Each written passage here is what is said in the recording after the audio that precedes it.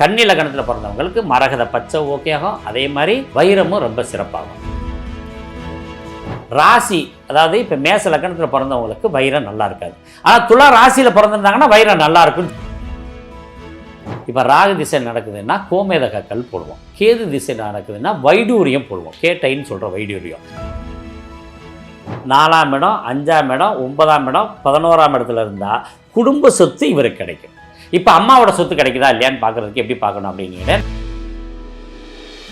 5ஆம் பாவத்தில் சூரியன் இருந்தால் அவங்களுக்கு பூர்வீகத்தில் வசிக்க முடியாது.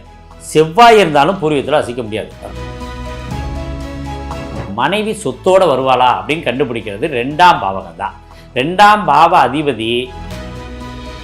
இப்போ நம்ம ஒரு பெண் குழந்தை வந்து பிறக்குது அப்படின்னா, பெண் குழந்தை வெள்ளிக்கிழமையில பிறந்த அப்படின்னா அந்த குடும்பத்துக்கு வரவு அப்படின்ற மாதிரி சொல்லுவாங்க.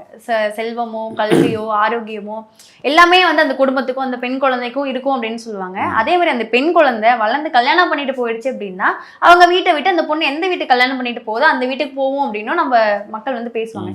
இது உண்மையா? 100% உண்மை. ஏன்னா பெண் குழந்தைகள் பிறப்புறதா அதிர்ஷ்டம். அதில் ஆண் குழந்தைகள் வந்து ஒருத்தன் புண்ணியம் பண்ணால் ஆண் குழந்தைகள் பிறக்கும். ஆனால் அந்த குடும்பமே புண்ணியம் பண்ணால் தான் பொம்பளை பிள்ளை பிறக்கும். அதாவது கடவுளை வேணும்னா ஒரு ஆண் குழந்தை கிடைக்கும், கடவுளே பிறக்கணும்னா பொம்பளை பிள்ளை பிறக்கணும் அப்படின்னு சொன்னதெல்லாம் உண்மையான உண்மை. ஏன்னா பெண் குழந்தைகள் ஒரு வீட்டில் இருந்தால் தான் அந்த வீடு சுபிச்சம் அடையும். அதே சமயத்தில் வெள்ளிக்கிழமை ஒரு புள்ள பிறந்துருச்சுன்னா அந்த வீட்டுக்கு அதிர்ஷ்டம் உண்டாயிரும். அதில் வளர்பிறையில் வெள்ளிக்கிழமை பிறந்துட்டால் பேரதிர்ஷ்டம் உண்டாகும். அப்போ என்ன ஆகுது, இந்த அதிர்ஷ்டமான பெண்ணை நம்ம கல்யாணம் பண்ணி கொடுக்கும்போது அந்த பெண் எங்கே இருக்காலும் அங்கே மகாலட்சுமி கடாச்சம் உண்டு. ஏன்னா வெள்ளிக்கிழமை தான் நம்ம மகாலட்சுமிக்கு நோன்புகள் வைக்கிறது, விரதங்கள் இருக்கக்கூடிய நாட்கள்னு வச்சுக்கோங்களேன். அப்போ வெள்ளிக்கிழமையை சுக்கிரனாக பாவிப்போம். அப்போ குழந்தைகள் சுக்கிரன் அப்படின்னு பேர். அதே மாதிரி முதல் மகளை சுக்கிரன்னு எடுப்போம், பெண் குழந்தைகளை சுக்கிரன்னே எடுப்போம். அப்போ சுக்கிரன் நம்ம விட்டு போயிடுச்சுன்னா என்ன ஆகும், நமக்கு அதிர்ஷ்டம் விட்டு போயிட்ட மாதிரி நம்ம ஐதீகம் உண்டு. இது வந்து இன்றைக்கி நேற்று நம்ம சாதாரணமாக நினைக்கிறது இல்லை. ஒரு சில வீட்டில் பார்த்திங்கன்னா பொம்பளை பிள்ளையை கட்டி கொடுத்த உடனே அப்படியே டவுன் ஆயிரும், அந்த வீடு சுபிச்சம் அடைஞ்சிடும். அதனால் என்ன பண்ணாங்க, வெள்ளிக்கிழமை பிறந்த பிள்ளையில் அதுலேயும் மூத்த பெண்கள் வெள்ளிக்கிழமை பிறந்திருந்தாக்க நம்ம கல்யாணம் பண்ணி கொடுக்கும்போது மாப்பிள்ளை வீட்டுக்கு போவாங்க இல்லையா, அப்போ நைஸாக ஒரு பொருளை உருவோம், மோதிரத்தையோ அல்லது செயினையோ எதையா ஒன்று வாங்கிக்கிடுவோம். அப்போ அவளுக்கு பதிலாக நம்ம அந்த பொருள் இங்கே வீட்டில் இருக்க செல்வ வளம் நல்லா வரும். இதெல்லாம் உண்மைதான். நம்பிக்கை என்பதற்கும் நம்ம நடைமுறை வாழ்க்கைக்கு நிறைய தொடர்பு உண்டு. என்னங்க, அப்போ இது நம்பிக்கையாக அத்தனை காலம் தொட்டு இப்போ எத்தனை ஆண்டுகளுக்கு முன்னாடி இதை ஆரம்பிச்சிருக்கோம், இன்றைக்கி வரைக்கும் நம்ம பயன்படுத்துகிறோம்னா அப்போ அதனுடைய அனுபவம் கரெக்டாக உண்மை தானே இருக்குது. அதனால் வெள்ளிக்கிழமை பிறந்தவங்க அதிர்ஷ்டசாலிகள் தான். அந்த அதிர்ஷ்டம் நம்மக்கிட்டே இருக்கணும்னா அவளை கல்யாணம் பண்ணி கொடுக்கும்போது வீட்டுக்கு அதாவது மாப்பிள்ளை வீட்டுக்கு அனுப்புகிறோம் இல்லையா, அந்த நேரத்தில் அவங்ககிட்ட இருந்து ஒரு தங்கமோ வெள்ளியோ வாங்கிட்டா அந்த அதிர்ஷ்டம் 2 வீட்லேயும் தங்கம், 2 வீடும் சுபிச்சம் அடையும். இப்போ நம்ம தங்கம் வந்து எல்லாருமே அணியலாம், குழந்தைகளாகட்டும் ஆண்களாகட்டும் பெண்களாகட்டும் யாரா வேணாலும் இருந்தாலும் தங்கம் வந்து பொதுவாக எல்லாருமே அணியலாம் அப்படின்ற மாதிரி ஒரு வழக்கம் இருக்கு. அதே மாதிரி வைரம் அப்படின்றது எல்லாரும் அணிய முடியாது, அதுக்குன்னு ஒரு அதிர்ஷ்டம் இருக்கணும் அப்படின்ற மாதிரி சொல்லுவாங்க. இந்த ராசியில பிறந்தவங்க மட்டும்தான் வைரத்தை அணியணும், இந்த ராசியில தான் செட் ஆகாது, ஏதாவது நம்மளுக்கு ஒரு பிரச்சனை கொண்டு வந்து விட்டுரும் அப்படின்ற மாதிரி சொல்லுவாங்க. இதெல்லாம் எந்த அளவுக்கு சாத்தியம்? உண்மையிலும் உண்மை. இப்போ சூரியனுக்குரிய கல் மாணிக்கக்கல், சந்திரனுக்குரிய கல் முத்து, செவ்வாய்க்குரியது பவளம், புதனுக்குரியது மரகதம், குருவுக்குரியது புஷ்பராகம், சுக்கிரனுக்குரியது வைரம், சனிக்குரியது நீலக்கல், ராகுக்குரியது கோமேதகம், கேதுக்குரியது வைடூரியம். இதெல்லாம் ரொம்ப முக்கியத்துவமான கற்கள். இப்போ யாருக்கு என்ன லக்கணம்னு நம்ம பார்க்கணும். இப்போ மேச லக்கணத்துக்காரங்க பவளம் போட்டுக்கலாம், அதே சமயத்தில் அவங்க சுக்கிரனுக்குரிய வைரம் போடக்கூடாது. ரிஷப லக்கணத்துக்காரவங்க சுக்கிரனுக்குரிய வைரம் போட்டுக்கலாம், மேச லக்கணத்துக்குரிய பவளம் போட முடியாது. அதே மாதிரி மிதுன லக்கணத்துக்காரவங்க வைரமும் போடலாம், அதே மாதிரி மரகத பச்சையும் போடலாம். கடக லக்கணத்தில் பிறந்தவங்க வைரம் போட முடியாது, புஷ்பராக கல் போடலாம், அதே மாதிரி முத்து போடலாம். சிம்ம லக்கணத்தில் பிறந்தவங்களுக்கு மாணிக்க கல் போடலாம், வைரம் போட முடியாது. அதே மாதிரி அவங்க பவளமும் போட்டுக்கலாம், முத்தும் பரவாயில்லைன்னு சொல்லலாம். கன்னி லக்னத்தில் பிறந்தவங்களுக்கு வைரம் அற்புதமாக செட் ஆகும். கன்னி லக்னம், நான் சொல்கிறது எல்லாமே பார்த்தீங்கன்னா லக்னத்தை சொல்லிட்டு வந்திருக்கேன், ராசியை சொல்லவே இல்லை. கன்னி லக்னத்தில் பிறந்தவங்களுக்கு மரகத பச்சை ஓகே ஆகும், அதே மாதிரி வைரமும் ரொம்ப சிறப்பாகும். துலா லக்னத்தில் பிறந்தவங்களுக்கு வைரம் அற்புதமாக ஒர்க் அவுட் ஆகும், அதே மாதிரி மரகத பச்சையும் போட்டுக்கலாம் துலா லக்னத்தில் பிறந்தவங்களுக்கு. அதே சமயத்தில் மாணிக்கங்களில் அவங்க போடக்கூடாது, முத்தும் போடக்கூடாது. அடுத்து பவளம் பரவாயில்ல அப்படின்னு சொல்லலாம். விருச்சிக லக்னத்தில் பிறந்தவங்களுக்கு பவளம் ரொம்ப சிறப்பானது, வைரம் போடக்கூடாது, புஷ்பராக கல் போட்டுக்கலாம். தனுசு லக்னத்தில் பிறந்தவங்களுக்கு புஷ்பராக கல் போடலாம், பவளம் போடலாம், அதே மாதிரி முத்து போடக்கூடாது, மாணிக்க கல் போட்டுக்கலாம்.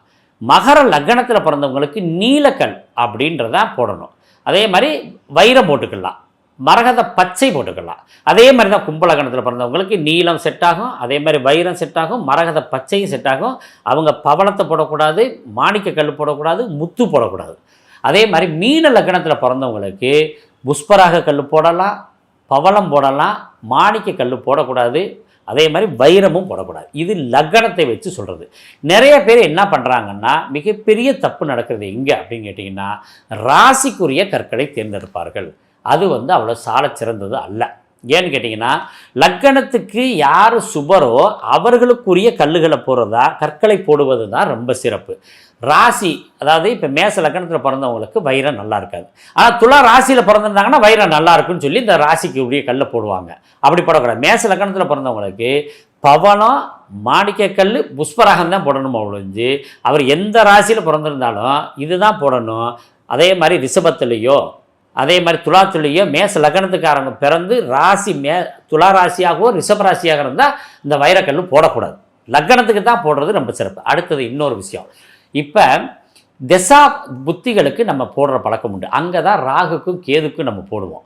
இப்போ ராகு திசை நடக்குதுன்னா கோமேதக கல் போடுவோம், கேது திசை நடக்குதுன்னா வைடூரியம் போடுவோம், கேட்டைன்னு சொல்கிற வைடூரியம். அது திசை முடிந்த முன்னாடி கரட்டி தூக்கி போட்டுறணும். அதுக்கு பேர் திசைக்கு உரிய கல். அதிர்ஷ்டத்தை தரணும்னா லக்னத்தை பார்த்து தான் நீங்கள் ராசிக்கல் போடணுமா ஒழிஞ்சு ராசிக்குரிய ராசிக்கல் போடக்கூடாது.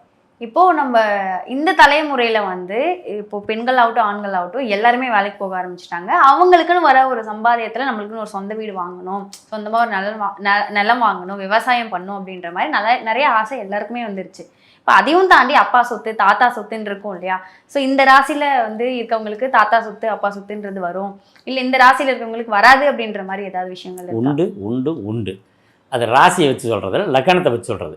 இப்போ ஒருத்தர் சுயமாக சம்பாதிக்கணும் அப்படின்னா லக்னம் வலுத்திருந்தால் அவர் சுயமாக சம்பாதிப்பார். குடும்ப சொத்து இருக்கும்.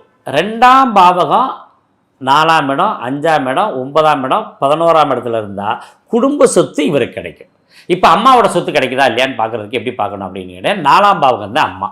இந்த 4ஆம் பாவக அதிபதி லக்னாதிபதியோட தொடர்பில் இருந்து சுபஸ்தானங்களில் இருந்தால் அம்மா சம்பாதித்த சொத்து பூரா இவருக்கு கிடைக்கும்.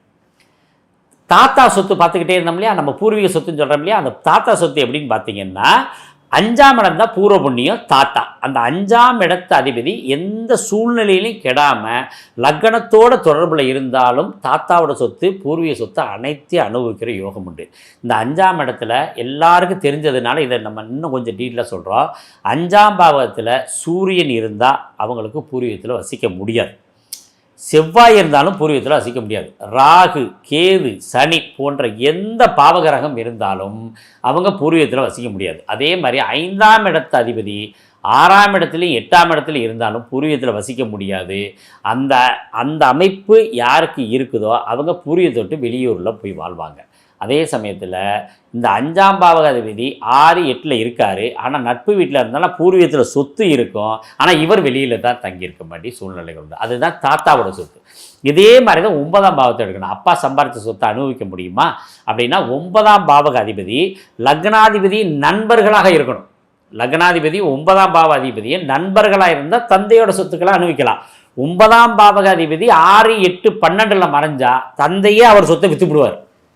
அப்போ எல்லாத்துக்கும் காரணம் ஜாதக ரீதியாக எடுக்க முடியுமா ஒழிஞ்சு நம்ம சும்மா நார்மலாக பேசியெல்லாம் எடுக்க முடியாது. அப்போ ஜாதகத்தில் யாருடைய சொத்தை அனுபவிக்கக்கூடிய யோகம் இருக்குதுன்னு சொல்லி பார்த்துட்டு அந்த சொத்தை அவங்கள அடைய வைக்கலாம். அல்லது இவர் வாங்குகிற சொத்தை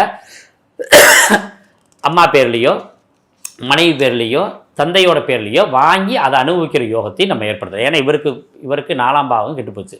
அப்போ என்ன பண்ணும், மனைவி ஸ்தானம்ன்றது 7ஆம் பாவம். 7ஆம் பாவக அதிபதி நல்ல நிலைமையில் இருந்தால் மனைவி பேரில் நம்ம சொத்து வாங்கலாம். இதே சமயத்தில் மனைவி சொத்தோடு வருவாளா அப்படின்னு கண்டுபிடிக்கிறது 2ஆம் பாவகம் தான். 2ஆம் பாவ அதிபதி நல்ல பலமாக இருந்தால் இவனுக்கு வரக்கூடிய மனைவி கோடீஸ்வரியான மனைவி வருவா. அவள் வந்ததுக்கு முன்னாடி நல்ல பெரிய லெவலில் உச்சத்தடைவா. அவளே கோடீஸ்வர யோகத்தோடு அவளே சொத்து பத்தோடு வருவாள். 2ஆம் பாவம் தான் மனைவியால் வரக்கூடிய யோகத்தை சொல்லக்கூடிய இடம். இப்படி யாருனால ஒருத்தர் அதிர்ஷ்டம் அடைவார் அப்படின்னு நம்ம தெரிஞ்சுக்கிட்டோம்னா தான் அவங்கள அந்த வழியில் போக முடியும். இவங்க எந்த கிரகமுமே நல்லா இல்லைன்னா பிறப்பான், வேலைக்கு செல்வான், வாழ்க்கை வாழ்ந்து கொண்டே இருப்பான். கேள்வி, நான் எப்பொழுது கோடீஸ்வரன் ஆவேன் அப்படின்னு கேட்டுக்கிட்டே இருப்பேன்.